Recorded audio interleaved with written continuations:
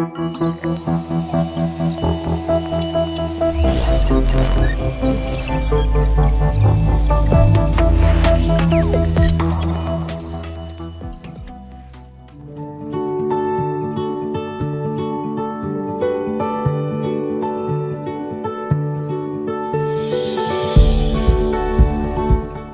My dear students, बेटा कैसे हो आप सभी लोग। उम्मीद करता हूँ बहुत ही अच्छे होंगे बच्चों और बहुत ही अच्छी तरीके से अपनी पढ़ाई लिखाई कर रहे होंगे, है ना। तो बेटा हमने लास्ट लेक्चर में क्या देखा था, लास्ट लेक्चर में हमने जस्ट रिवीजन किया था और मैंने कुछ क्वेश्चंस आपको होमवर्क में दिए थे। तो आपने बेटा क्या किया, उसके सभी के आंसर अपने एकदम सही भेजे हैं। और जिन बच्चों ने बेटा गलत भेजे भी हो, टेंशन की बात नहीं है, आज उनको मैं एक मौका और देता हूँ। आज आप क्या कर लो, उन क्वेश्चंस को करेक्ट कर लो, है ना, और करेक्ट करके मुझे सेंड करो। मैं कल के लेक्चर में क्या करूंगा, उनका सॉल्यूशन कराऊंगा। मैं आज इसलिए और नहीं सॉल्यूशन करा रहा हूं बेटा, क्योंकि कुछ बच्चों के भी मेरे पास आंसर्स नहीं आए हैं, तो मैं चाहता हूं कि वो मेरे पास आंसर्स आ जाएं, तब मैं बेटा उनको सॉल्यूशन बताऊंगा। ठीक है, तो आज हम क्या पढ़ेंगे बच्चों, देखो हमारा कंडक्शन पूरा अच्छे से खत्म हो गया। हमने 3 मोड्स ऑफ हीट ट्रांसफर पढ़े हैं, जिसमें पहला पढ़ा है कंडक्शन, दूसरा convection and third one is radiation, है ना।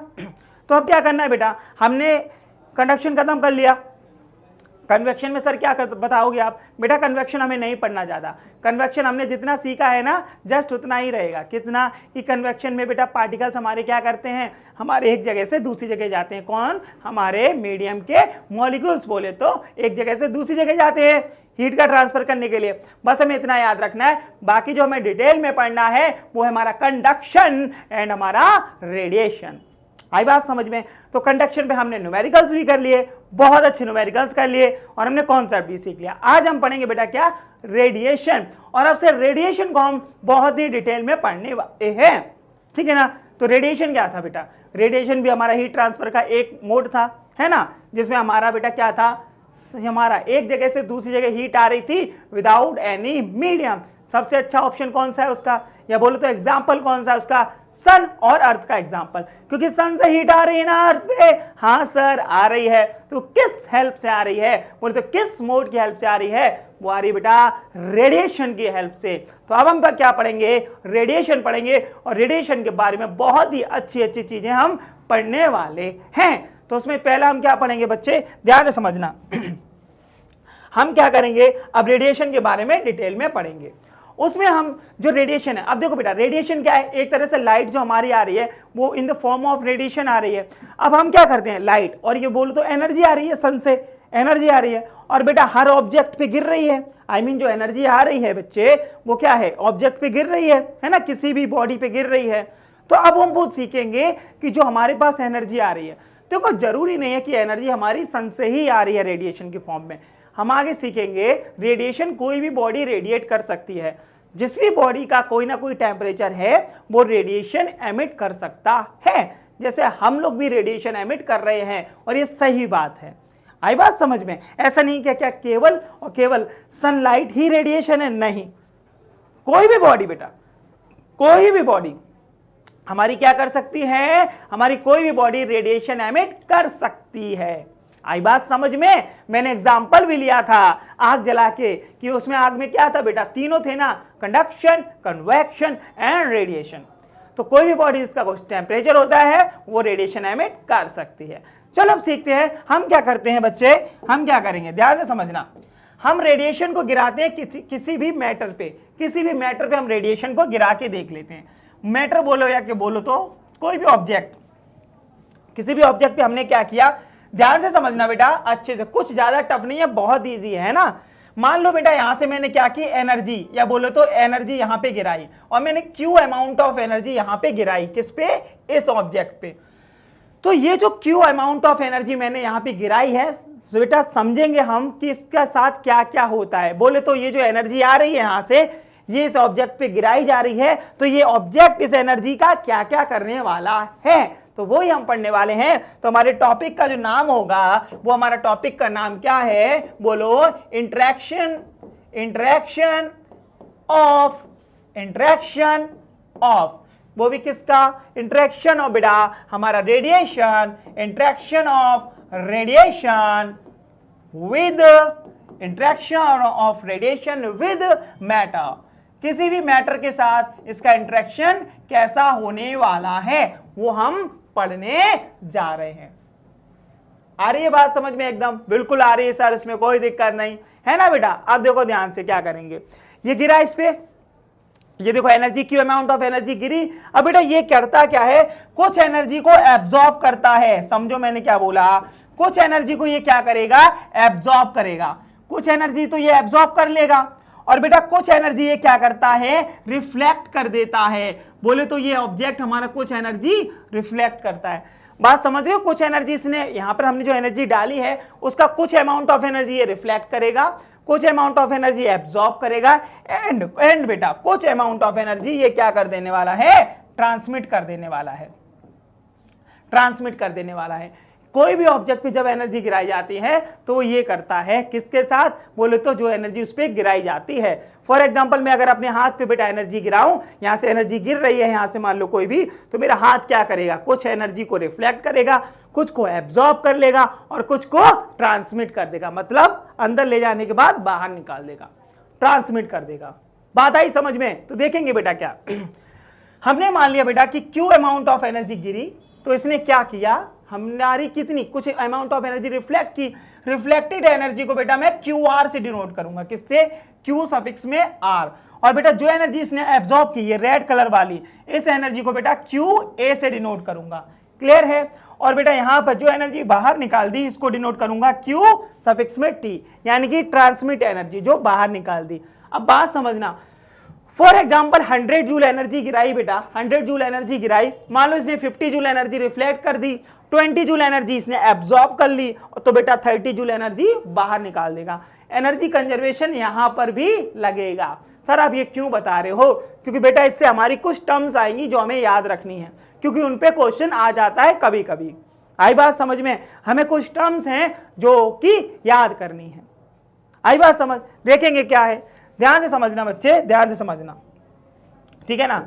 ध्यान से समझना क्या, यहां पे देखो क्यू रिफ्लेक्टेड है ना बेटा, ये कुछ एनर्जी ऑफ अमाउंट, बोले तो कुछ एनर्जी का अमाउंट रिफ्लेक्ट हुआ, कुछ एब्जॉर्ब हुआ और कुछ ट्रांसमिट हुआ। हम कह सकते हैं बेटा टोटल एनर्जी जो क्यू आई है वो क्या हुई है, Q R plus Q T plus Q A. मतलब क्या सर, अरे बेटा टोटल अमाउंट ऑफ एनर्जी तीनों एनर्जीज के सम के बराबर हो गई। कुछ इसमें रॉकेट साइंस तो नहीं बताया ना मैंने, बिल्कुल नहीं बताया सर। अब बेटा क्या करूं, इस बेटा क्यू से, कैपिटल क्यू से एलएचएस और आरएचएस में डिवाइड दे दो। डिवाइड दिया तो बोलो इधर क्या बन जाएगा 1 और इधर क्या बन जाएगा बेटा Q R by Q, plus इधर क्या बन जाएगा Q T by Q, plus इधर क्या बन जाएगा क्यू ए बाय क्यू। आई बात समझ में? ये ऐसा आपने सर क्यों किया, बताता हूं बेटा। इसमें कुछ टर्म्स बनती हैं जिनके कुछ नाम होते हैं, ध्यान से समझना। यहाँ पे जो क्यू आर बाय क्यू बना है, क्यू टी बाय क्यू बना है और क्यू ए बाय क्यू बना है, इसका क्या है बेटा, कुछ नाम दिए गए। और इनके नाम क्या दिए गए, ध्यान से समझना बेटा। क्यू आर बाय क्यू को बोला गया बच्चे, याद रखना प्लीज, आप याद रखना अच्छे बच्चों की तरह। क्या है इसका बेटा नाम होता है absorbing power. Absorbing power, absorbing power, ठीक है ना। और एक और इसका नाम दिया गया, या फिर बोले तो इसको बोल सकते हैं और एब्जॉर्प्टेंस। क्या बेटा, इसको बोलते हैं एब्जॉर्प्टेंस। ये नाम है, याद कर लो, कोई टेंशन वाली बात नहीं है। एब्जॉर्प्टेंस, एब्जॉर्प्टेंस, ठीक है ना। यहां पर लिख लो पी पी पी पी, यहां पर एब्जॉर्प्टेंस, ठीक है ना। ये हमारा क्या हो गया, ये इसको बोलते हैं बस नाम, ठीक है ना, एब्जॉर्बिंग पावर और एब्जॉर्प्टेंस। अब ये जो हमारी टर्म आई है बेटा, याद रखना, कुछ नहीं है इसमें रॉकेट साइंस ज्यादा, Q T by Q, Q T by Q, इसको नाम दिया गया, ध्यान से समझना क्या नाम दिया गया, इसको नाम दिया गया ट्रांसमिटिंग पावर। क्या, ट्रांसमिटिंग नाम है बेटा बस, ट्रांसमिटिंग पावर और ट्रांसमिटेंस, और ट्रांसमिटेंस, याद रखना ट्रांसमिटेंस। क्लियर है बेटा? क्या, एब्जॉर्बिंग पावर और एब्जॉर्प्टेंस, ट्रांसमिटिंग पावर और ट्रांसमिटेंस, इनका नाम है बस कि कितनी एनर्जी को रिफ्लेक्ट किया, कितनी को ट्रांसमिट किया, कितनी को एब्जॉर्ब किया, उनके रेशियो हैं ये, जस्ट रेशियो है, याद रखना, ठीक है। एक और हमारा बच गया, क्या बोलो, क्या बच गया बेटा, क्यू ए बाय क्यू बच गया ना। बोले तो हमारा क्या बच गया, क्यू ए बाय क्यू, इसका भी एक नाम रखा गया। क्या, यहां पर, अच्छा एक हो गया, उल्टा हो गया, कोई बात नहीं, कोई बात नहीं। यहां पे जो हमने क्यू आर लिखा है ना, यहाँ पर एक काम करना, QA लिख लेना बच्चों। यहाँ पे क्या लिख लोगे बोलो, यहाँ पे क्या लिख लोगे, ये जो हमने QR लिखा है ना, इसको QA लिख लेना। QA लिख लेना बेटा, एब्जॉर्बिंग पावर है। कौन सी पावर है? Absorbing power. QA, ये QA एब्जॉर्बिंग पावर है ना, हमने यहाँ पर QR लिख दिया था गलती से। QA बाय Q क्या है? एब्जॉर्बिंग पावर और एब्जॉर्बटेंस। QT बाय Q क्या है? ट्रांसमिटिंग पावर और ट्रांसमिटेंस। और हमारा QA बाय Q क्या है बेटा? यहाँ पर अब ये हमने उल्टा कर दिया था ना, अब यहाँ पे क्या कर लो, यहाँ पर क्या कर लो अच्छे बच्चों की तरह, एब्जॉर्बिंग हो गया, ट्रांसमिटिंग हो गया। अब हम क्या बचा हमारे पास? रिफ्लेक्टिंग। तो QR बाय Q को बोला गया क्या? ध्यान से समझना बेटा, जस्ट नेम है reflecting, reflecting power, reflecting power और बोले तो रिफ्लेक्टेंस। क्या बेटा? रिफ्लेक्टेंस। क्लियर है कि नहीं? जस्ट ये नाम है, QA बाय Q को बोलते हैं एब्जॉर्बिंग पावर और एब्जॉर्बटेंस, ठीक है ना। QT बाय Q को बोलते हैं ट्रांसमिटिंग पावर और ट्रांसमिटेंस। और बेटा यहाँ पे QR बाय Q को बोलते हैं रिफ्लेक्टिंग पावर और रिफ्लेक्टेंस। क्या? रिफ्लेक्टिंग पावर और रिफ्लेक्टेंस। ये नाम है, जस्ट नाम है कि नहीं? फॉर एग्जाम्पल के तौर पे लिख लेना ताकि आपको याद रहे। कैसे याद रहे? मैंने बोला फॉर एग्जाम्पल ले रहा हूं, एनर्जी कितनी भी हो सकती है। मान लो बेटा ये 100 जूल एनर्जी आई, 100 जूल, इसने 50 जूल को क्या कर दिया? रिफ्लेक्ट कर दिया। 20 जूल को एब्जॉर्ब कर लिया, तो ट्रांसमिट कितना करेगा? 30 जूल ना। समझ गए ना? क्योंकि इन सबका समेशन 100 जूल के बराबर है। और ये कुछ रॉकेट साइंस नहीं बता दी मैंने। समझ में आया कि नहीं आया? कि मैं अकेले सीख रहा हूं? समझ गए ना? जस्ट नेम है जो आपको याद रखने हैं। समझ गए ना? कुछ नहीं है, जस्ट एनर्जी को जो हमने गिराया इस मैटर पे, उस एनर्जी के साथ क्या क्या होता है वो है ये पूरा एनालिसिस। और ये एनर्जी बेसिकली क्या है? ये एक रेडिएशन है। रेडिएशन भी एनर्जी होती है। अरे रेडिएशन मतलब हीट की फॉर्म में आ रहा है, और हीट क्या है? एनर्जी है। क्लियर है? चमका अच्छे से? Very good. क्या करो बेटा, अच्छे बच्चों की तरह इसको नोट करके लो, फिर हम आगे बढ़ेंगे। नोट करके लो बेटा। तो बेटा नोट किया आपने, चलो अच्छी बात है। अब बेटा हमने क्या सीखा? हमने जस्ट इसमें क्या सीख लिया? जरा सा ये सब कुछ है, बहुत छोटे छोटे कॉन्सेप्ट हैं, कुछ भी ज्यादा टफ है नहीं। कुछ भी ज्यादा टफ है क्या? बिल्कुल भी नहीं है सर, कुछ भी ज्यादा टफ नहीं है। इसमें क्या है, हमने छोटी छोटी टर्म्स को सीखा है ना, छोटी छोटी टर्म्स को। और ये हमसे पूछा जा सकता है कि मान लो ऐसा बोल दिया जाएगा कि हमें एक बॉडी है, इस पे इतनी एनर्जी डाली है, इतनी इसने रिफ्लेक्ट की, तो उसका ट्रांसमिटेंस बताओ, ट्रांसमिटेंस बताओ, रिफ्लेक्टेंस बताओ, एब्जॉर्बटेंस बताओ। आ रही बात समझ में? बहुत बढ़िया बेटा। यहाँ पे क्यू क्या है जरा बता दो। क्यू है हमारा क्या? Total energy. टोटल एनर्जी है बेटा, बोले तो टोटल इंसिडेंट एनर्जी है ना, जो इस पे टोटल एनर्जी गिराई जा रही है। समझ आया ना बेटा? कोई दिक्कत नहीं ना? नहीं सर बिल्कुल भी दिक्कत नहीं है। चलो बहुत अच्छी बात है। अब बच्चे क्या है, देखो मैं आपको बताऊं, इसमें क्या है ना कि इसमें बहुत छोटे छोटे टॉपिक्स हमें पढ़ने हैं बेटा। क्या पढ़ने हैं? बहुत छोटे छोटे टॉपिक्स। किसमें? रेडिएशन में। ये हो गया छोटा सा एक टॉपिक रेडिएशन का, है ना, कि interaction of radiation with matter. अब एक साइंटिस्ट थे बेटा, कौन से? प्रीवोस्ट नाम के। उन्होंने एक थ्योरी दी। थ्योरी क्या है? ऐसे समझो जो हम डेली लाइफ में सब कुछ हो रहा है वो उन्होंने बोला, उसके अकॉर्डिंग उन्होंने अपनी एक थ्योरी दी। थ्योरी क्या है? सिंपल सी बात है। उन्होंने ये बोला कि कोई भी बॉडी है इस यूनिवर्स में, कोई भी बॉडी है, अगर उसका कोई फाइनाइट टेम्परेचर है, फाइनाइट मतलब बेटा 0 केल्विन नहीं होना चाहिए। हमें थोड़ा सा आइडिया होना चाहिए कि 0 केल्विन पे हमारे सारे लॉ फेल हो जाते हैं। 0 केल्विन पे, नॉट सेल्सियस, 0 केल्विन पे हमारे सारे लॉ फेल हो जाते हैं। तो उन्होंने एक बात बोली, ठीक है ना, जो हम अभी पढ़ने वाले हैं, टेंशन ना लो। प्रीवोस्ट नाम के एक साइंटिस्ट थे। उन्होंने क्या बोला? सिंपल, कि अगर किसी भी बॉडी का कोई भी फाइनाइट टेम्परेचर है, फाइनाइट एक्सेप्ट 0 केल्विन, तो वो क्या करेगा? वो हीट का रेडिएशन करेगा। बोले तो वो अपने तरफ क्या छोड़ेगा? वो अपने अंदर से क्या छोड़ेगा? रेडिएशन छोड़ेगा। ये उन्होंने बोला, और ये सच बात है। हर बॉडी क्या कर रही है? रेडिएशन छोड़ रही है। इवन ये बेटा, ये मेरे हाथ में पेन है, मैं हूं, आप हो, ये हमारी नोटबुक है, हर ऑब्जेक्ट क्या कर रहा है? रेडिएशन छोड़ रहा है। वो बात अलग है कि ये कम रेडिएशन छोड़ रहा होगा, पर हर कोई रेडिएशन छोड़ रहा है, बोले तो एनर्जी छोड़ रहा है। कैसे समझेंगे, है ना? तो उन्होंने एक बात बोली प्रीवोस्ट ने कि कोई भी ऑब्जेक्ट है वो क्या करता है? हमेशा कुछ एनर्जी एब्जॉर्ब करता है सराउंडिंग से, और कुछ एनर्जी रेडिएट भी करता है किसको? सराउंडिंग में। इसी पे बेस्ड उन्होंने क्या दी? थ्योरी दी, जो कि बहुत इजी है, कुछ भी टफ नहीं है। डेली लाइफ से रिलेटेड है। अरे बाबा, अब मैं आपसे बोलूं कि आप रेडिएशन छोड़ रहे हो, आप हीट छोड़ रहे हो, तो आप क्या कहोगे? नहीं सर, हम कहाँ हीट छोड़ रहे हैं। अरे बेटा, छोड़ रहे हो आप हीट। एक बात बताओ, जब हमें सर्दी लगती है तो हम कपड़े पहनते हैं, बहुत सारे मोटे मोटे कपड़े, तो हमें गर्मी फील होने लगती है, ऐसा क्यों? अरे बाबा, क्या उसमें कपड़ों में आग जल रही है क्या? आग तो नहीं जल रही है ना। तो हो क्या रहा है, आपकी बॉडी से जो हीट निकल रही है वो उन मोटे कपड़ों की वजह से, बोलो तो जो हम स्वेटर वगैरह पहनते हैं ना, उसकी वजह से वो हीट बाहर नहीं निकल पाती है, जिससे वो हमारी बॉडी को गर्म रखती है। आई बात समझ में? तो हर बॉडी रेडिएशन छोड़ रहा है, बोलो तो हर बॉडी एनर्जी छोड़ रहा है ना, जिसका भी कोई फाइनाइट टेम्परेचर है। और हमारी बॉडी ऐसा नहीं कि जस्ट एनर्जी छोड़ रही है, बोले तो हीट छोड़ रही है, सराउंडिंग से भी हम कुछ क्या ले रहे हैं? हीट ले रहे हैं। आई बात समझ में? तो इसी पे बेस्ड एक थ्योरी है। और बेटा वो थ्योरी कौन सी है? टेंशन बिल्कुल मत लेना, इजी है। बोलो साथ में पढ़ेंगे क्या? बहुत बढ़िया। थ्योरी का नाम है प्रीवोस्ट। कौन साइंटिस्ट थे बेटा? एक प्रीवोस्ट थ्योरी, ठीक है ना, मतलब Prevost theory for heat exchange, ठीक है ना। हीट एक्सचेंज मतलब कि हीट एक्सचेंज क्या, अभी समझेंगे।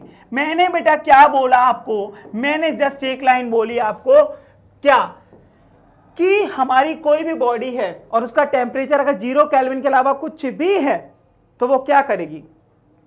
वो बेटा हीट का एक्सचेंज करेगी। बोले तो हीट लेगी भी और देगी भी। किसको? सराउंडिंग को। जैसे हम आप हैं, क्या कर रहे हैं? हीट ले भी रहे हैं और दे भी रहे हैं। किसको?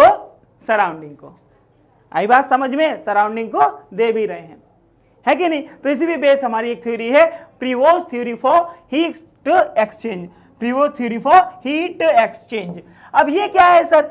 बहुत सिंपल सी बात है, इसमें कुछ ज्यादा टफ नहीं है। उन्होंने क्या बोला? सिंपल, मुझे एक बात बताओ, मैं आपसे बोलूं कि एक बात समझना, क्या कि मान लो मैं आपको हीट दूं, बहुत सारी हीट दूं, या ऐसे समझो हमें गर्मियों में गर्मी क्यों लगती है और सर्दियों में सर्दी क्यों लगती है? बोलो, तो इसका रीजन है। हो क्या रहा है बेटा? गर्मियों में भी हमारी बॉडी से एनर्जी का रेडिएशन हो रहा है, हीट निकल रही है ना, और हमारी बॉडी पे भी हीट गिर रही है। अरे बाबा, सराउंडिंग में इतनी गर्मी है, वो भी तो एनर्जी हमारे ऊपर गिर रही है। तो अगर ऐसा हुआ क्या कि किसी बॉडी ने एब्जॉर्ब ज्यादा की एनर्जी, या हीट एब्जॉर्प्शन ज्यादा है किसी बॉडी का, उसने ज्यादा हीट को एब्जॉर्ब किया और कम हीट को रिलीज किया, तो उस बॉडी का टेम्परेचर बढ़ जाता है। समझे? और इसी पे बेस्ड है क्या, इसीलिए हमें गर्मी लगती है। क्यों सर? अरे बाबा, गर्मियों में क्या होता है? सराउंडिंग में इतनी सारी हीट होती है ना, और वो हीट हमारी बॉडी पे गिर रही होती है। हमारी बॉडी भी हीट का रेडिएशन कर रही है, but for example 100 joule heat गिर रही है हमारी बॉडी पे, 100 जूल एनर्जी गिर रही है हमारी बॉडी पे, और हम जस्ट 20 जूल एनर्जी को रेडिएट कर रहे हैं, तो 80 जूल एनर्जी हमें एक्स्ट्रा मिल रही है ना। और वो क्या करेगी? वो हीट एनर्जी क्या करेगी? हमारी बॉडी का टेम्परेचर बढ़ा देती है, इसलिए हमें क्या लगता है? गर्मी लगती है। अब सर सर्दियों में, बेटा देखो सर्दियों में क्या होता है, ध्यान से समझना। सराउंडिंग का टेम्परेचर कैसा रहता है? बहुत ठंडा ठंडा रहता है ना। सबका मन करता है ना कि रजाई में बैठे रहो, बाहर ना निकलो, ब्लैंकेट में बैठे रहो, है कि नहीं? होता है क्या बेटा? हमारा टेम्परेचर जो बॉडी का है और सर्दियों में बाहर का भी टेम्परेचर है। अब हमने क्या बोला? हमने नहीं बोले तो इन्होंने बोला था, प्रीवोस्ट ने, कि हर बॉडी हर टेम्परेचर पे हीट का एक्सचेंज करती है। तो सर्दियों में हमारी बॉडी से हीट निकल भी रही है और हम सराउंडिंग से हीट ले भी रहे हैं। बट फॉर एग्जाम्पल, अगर मेरी बॉडी 100 जूल हीट रेडिएट करे, छोड़े, और जस्ट 20 जूल हीट ही ले, आप कुछ भी डेटा ले सकते हो, कुछ भी, ऐसा नहीं कि 100 और 20। मैंने क्या बोला? मान लो 100 जूल एनर्जी मैंने रेडिएट की, बॉडी से छोड़ी, और जस्ट 20 जूल एनर्जी मेरी बॉडी ने एब्जॉर्ब की, तो मुझे 80 जूल का लॉस हुआ ना बाबा। और हमें पता है कोई भी बॉडी जब एनर्जी रेडिएट करेगी तो वो ठंडी हो जाती है ना, है कि नहीं? अरे बाबा, चाय ठंडी क्यों होती है जल्दी? आप उसको प्लेट में डाल देते हो तो एनर्जी निकल जाती ना उससे। अब जब हीट निकल रही है उससे, तभी तो वो ठंडी होती है ना। इसीलिए सर्दियों में हमारी बॉडी से निकलने वाली हीट का अमाउंट ज्यादा होता है और एब्जॉर्ब अमाउंट कम होता है, इसलिए हमें क्या लगती है? ठंडी। क्लियर है? इतनी कहानी समझ में आई? तो यही है बेटा क्या? Prevost theory of heat exchange, जिसमें हम पहला लिखेंगे। इन्होंने क्या बोला था? इनका स्टेटमेंट क्या था? क्या बेटा? Every body at every finite temperature, eight every finite temperature, ठीक है ना, temperature radiate every finite temperature, but एक टेम्परेचर पे ये नहीं होगा, एक्सेप्ट 0 केल्विन। 0 केल्विन पे ये लॉ फेल हो जाता है, ये थ्योरी फेल हो जाती है ना। हमें पता 0 केल्विन पे वैसे भी सारे लॉ फेल हो जाते हैं। उन्होंने बोला every body at every finite temperature radiates energy, या बोलो तो emit energy, radiates energy, energy बोले तो हीट, ठीक है ना। आई बात समझ में, हर उस पे हर टेम्परेचर पे एनर्जी रेडिएट कर रही है, या बोलो तो रेडिएट कर रही है और एब्जॉर्ब भी कर रही है ना, समझ रहे हो ना। And also exchange the heat with surrounding, आई बात समझ में। या फिर ऐसे भी लिख सकते हो क्या बेटा, radiates energy and also exchange heat energy, and also exchange heat energy with surrounding, यानी कि मतलब क्या हो गया, अरे बाबा एक्सचेंज करने का मतलब हीट ले भी रही है और हीट दे भी रही है। आई बात समझ में। चलो इसका पहला पॉइंट अब लिखेंगे बेटा। अब मैंने क्या बोला आप खुद जानते हो, मैंने क्या बोला, मान लो कि मैंने 100 जूल एनर्जी को एब्जॉर्ब किया, 20 जूल को जस्ट रेडिएट किया, तो 80 जूल एनर्जी मेरे पास एक्स्ट्रा आ गई। हीट एनर्जी की बात कर रहे हैं, तो वो हीट एनर्जी मेरा टेम्परेचर क्या करेगी, बढ़ा देगी। तो हम बोल सकते हैं, क्या बोल सकते हैं बेटा, अगर हमारा Q क्या बेटा, Q absorb is greater than Q emission, मतलब कि क्या हो गया बेटा, समझ रहे हो ना क्या हुआ ये, Q एमिशन मतलब हमने एनर्जी एब्जॉर्ब ज्यादा की और एमिट कम की। तो मुझे बताओ इसका रिजल्ट क्या आएगा बेटा, टेम्परेचर बॉडी का बढ़ेगा कि घटेगा। कॉमन सेंस की बात है ना, टेम्परेचर हमारा बढ़ जाएगा। तो हम लिख सकते हैं क्या, टेम्परेचर ऑफ बॉडी विल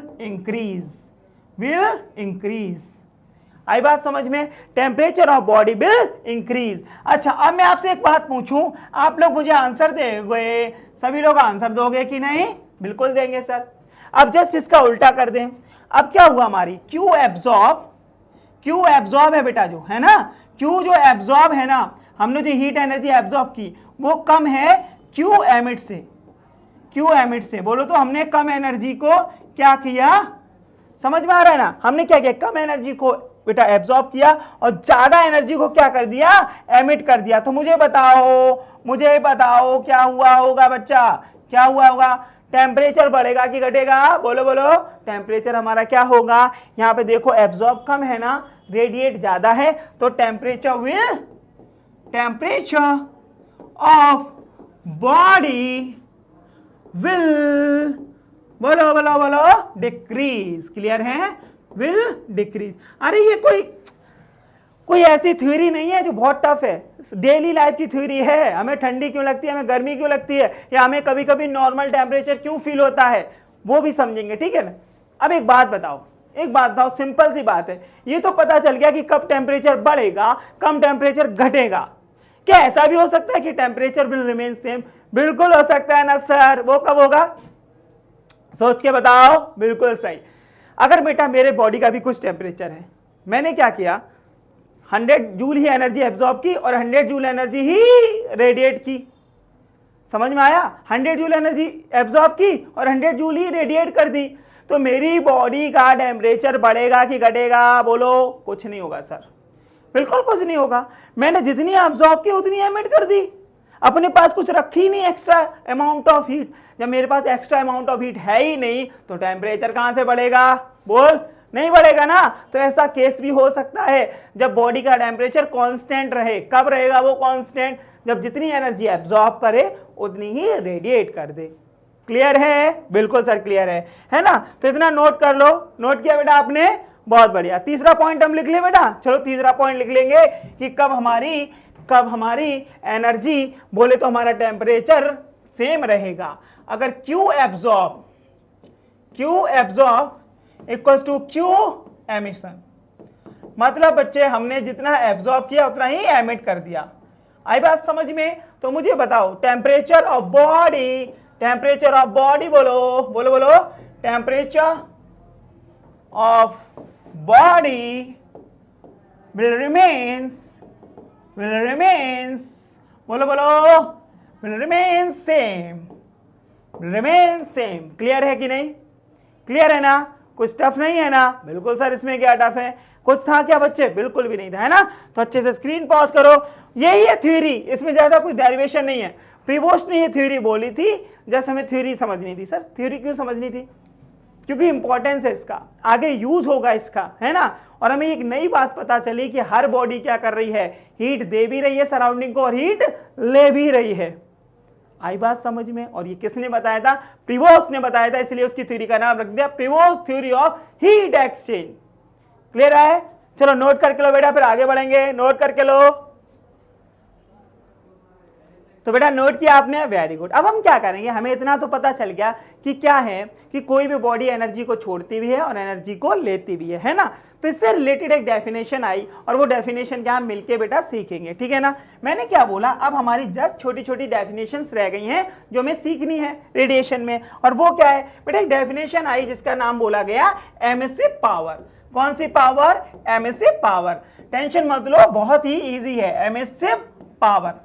और ये क्या है सर, जरा बता दो। देखो बच्चा, इसको एमिसिव पावर क्या होता है ध्यान से समझो। हमें पता है हर बॉडी एनर्जी को रेडिएट कर रही है। अब हमने क्या लिया, ध्यान से समझना। मान लो हमने कोई एक बॉडी ली, हमने एक बॉडी ले ली और बेटा हमने क्या किया, मान लो इस बॉडी का एरिया 2 मीटर स्क्वायर ले लिया। इस बॉडी का एरिया 2 मीटर स्क्वायर ले लिया और ये एनर्जी क्या कर रही है बेटा, ये एनर्जी ये बॉडी क्या कर रही है, हर जगह एनर्जी को रेडिएट कर रही है ना बेटा। हर डायरेक्शन में एनर्जी को क्या कर रही है, ये रेडिएट कर रही है। एनर्जी ले भी रही होगी, कोई बात नहीं सराउंडिंग से, बट हम अगर ये बात करें कि ये एनर्जी को छोड़ रही है तो हर डायरेक्शन में छोड़ रही है। हाँ सर छोड़ रही है। तो ध्यान से समझो, हमने माना कि अपने पूरे एरिया से मान लो 1000 जूल एनर्जी छोड़ रही है इन 2 सेकेंड। तो इसकी एमिसिव पावर क्या है, मतलब एमिसिव पावर क्या है, हम बेसिक मतलब समझना चाहेंगे इसका। एमिसिव पावर कुछ भी टफ नहीं है। एमिसिव पावर का मतलब energy radiated by the body, ठीक है ना बेटा? क्या? Energy radiated by the body in per unit time by per unit area. मतलब पर यूनिट एरिया से पर यूनिट टाइम में कितनी एनर्जी रेडिएट कर रही है, वही होता है क्या, एमिसिव पावर। मतलब कि क्या सर, 2 मीटर स्क्वायर एरिया से 1000 जूल एनर्जी छोड़ रही है इन 2 सेकेंड। अगर मैं इस बॉडी की एमिसिव पावर लिखूं बेटा, एमिसिव पावर को कैपिटल ई से डिनोट करते हैं, अलग अलग बुक में अलग अलग साइन से डिनोट करते हैं, टेंशन वाली बात नहीं है, ठीक है ना? तो ये क्या होता है, एनर्जी एमिटेड। मान लो क्यू एनर्जी एमिट कर रहा है पर यूनिट टाइम और पर यूनिट एरिया से, तो इसको बोलते हैं emissive power of that body, है ना? अब जैसे ये हो गया formula for emissive power, capital E से डिनोट करते हैं इसको। अब बेटा अगर मैं इस बॉडी की एमिसिव पावर निकालूं तो वो क्या होगी, बोलो? टोटल एनर्जी है 1000 और बेटा कितने एरिया से एमिट हो रही है, 2 मीटर स्क्वायर से, और बेटा टाइम कितना, 2 सेकेंड। तो ये आ जाएगा 250 जूल। ये 250 जूल एनर्जी नहीं, 250 जूल एनर्जी नहीं है ये, इसकी यूनिट देखो तो क्या आएगा, यूनिट एमिसिव पावर की जूल पर मीटर स्क्वायर पर सेकेंड। क्लियर है ना बच्चा? ये क्या है, एनर्जी एमिटेड पर unit area bye per unit time. समझ में आ रहा है ना? ये हमारा क्या, एमिसिव पावर। क्लियर है एकदम? ये इतनी एनर्जी अपने एक मतलब बोले तो एक यूनिट एरिया से 1 सेकंड में छोड़ रहा है, ठीक है ना? तो इसकी डेफिनेशन लिख लो, पहले हेडिंग डालो और मैं जो डेफिनेशन बोल रहा हूं वो लिखो। लिखोगे? हेडिंग डाली, वेरी गुड। अब डेफिनेशन लिखो, फिर ये सब लिखोगे। डेफिनेशन लिखो, energy emitted by the body in per unit time, energy emitted by the body in per unit time by per unit area is called emissive power। Clear है? कुछ भी टफ नहीं है ना? यूनिट एरिया से unit time में जितनी energy radiate होगी उसको बोलेंगे emissive power of that body. Clear है? अब ये इतना नोट कर लो। ये मैंने जस्ट एक एग्जांपल लिया ताकि आपको बाद में याद रहे कि आखिर ये होता क्या है एमिसिव पावर, ठीक है ना? नोट किया, वेरी गुड। अब क्या करेंगे बेटा, हम इतना ही रखेंगे। आज हमने ज्यादा कुछ टफ नहीं सीखा है, आपको पता है। जस्ट हमने क्या सीखा है, हमने रेडिएशन के बारे में कुछ सीखा है। और उसमें क्या सीखा हमने सीखा कि अगर किसी बॉडी पे रेडिएशन गिराया जाए या बोले तो एनर्जी गिराई जाए इन द फॉर्म ऑफ रेडिएशन, तो क्या हो रहा था, तो हो ये रहा था वो कुछ एनर्जी को एब्जॉर्ब कर रहा है, कुछ एनर्जी को रेडिएट कर रहा है, या बोलो तो कुछ एनर्जी को रिफ्लेक्ट कर रहा है और कुछ एनर्जी को ट्रांसमिट कर रहा है। ये तीनों फिनोमेना हो रहे थे ना। फिर हमने क्या किया, 1 बाय 1 बेटा सबको समझा, है ना। हमने इनके रेशियो भी समझे, कि इन रेशियो को नाम क्या दिया गया, एब्जॉर्बिंग पावर, ट्रांसमिटिंग पावर और ये बेटा रिफ्लेक्टिंग पावर, ये हमने सीखा। देन हमने क्या सीखा, Prevost theory of heat exchange. Prevost ने क्या बोला था, every body at every finite temperature except 0 kelvin radiates energy and also exchange heat energy with the surrounding. मतलब एनर्जी का एक्सचेंज करती है, लेना देना एट एवरी टेम्परेचर, और उसके अकॉर्डिंग कब टेम्परेचर बढ़ेगा कब टेम्परेचर घटेगा, ये मैंने आपको फील दिला दिया। क्लियर है। देन हमने सीखा अगर बॉडी कोई है, उसका कुछ एरिया होगा तो वो कुछ एनर्जी रेडिएट कर रही है, तो उससे रिलेटेड एक बेटा डेफिनेशन हमने सीखी, एमिसिव पावर। क्लियर है, एमिसिव पावर। तो यही हमने ज्यादा कुछ सीखा नहीं आज के लेक्चर में। आई होप आज का लेक्चर आपको एकदम अच्छे समझ में आया होगा बेटा, है ना, क्योंकि हमने ज्यादा कुछ टफ सीखा नहीं है। अगले लेक्चर में हम क्या करेंगे, फिर से कुछ नए नए कॉन्सेप्ट, कुछ ब्यूटीफुल डेफिनेशंस एंड कुछ अच्छी अच्छी चीजें सीखेंगे जो कि आपकी डेली लाइफ से ही रिलेटेड हैं। तो बेटा क्या करेंगे, नेक्स्ट लेक्चर में मिलेंगे, तब तक जुड़े रहिए आरसीसी टीम के साथ। Thank you very much. जपली उत्तम निकालाची कायम परंपरा, जपली उत्तम निकालाची कायम परंपरा। आरसीसी म्हणजे युगानुयुगे उत्तुंग यशोधारा।